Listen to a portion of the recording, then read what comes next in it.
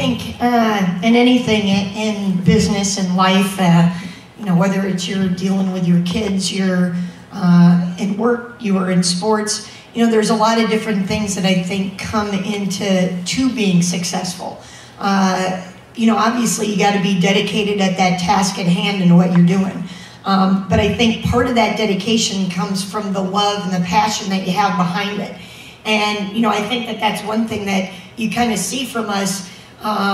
Number one, we were all very passionate at what we did in the sport, but I think you can also see some sort of passion that we have with the product. And I think when you kind of have that passion behind the product, it's a lot better to go out there to sell it, to try to, you know, grow it. And whether it's you're trying to maybe, I think, even help some people in the long run to even have better, longer, healthier lives, that's also going to be another thing. But, you know, Mike maybe touched a little bit about on it, but in order to do anything and be successful, you've got to be willing to take a risk.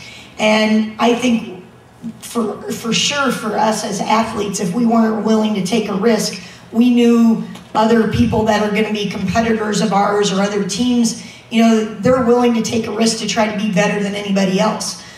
So, you know, we're definitely risk takers. We want to kind of put our lives, so to speak, on the line to try to be the best. And we don't like to fail.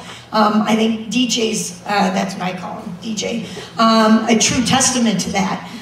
With the frustrations he had in the Olympics, you know, he could be standing here with just as many medals as I did because that's the success that he had through all the years. But for some reason during the Olympics, that success didn't happen.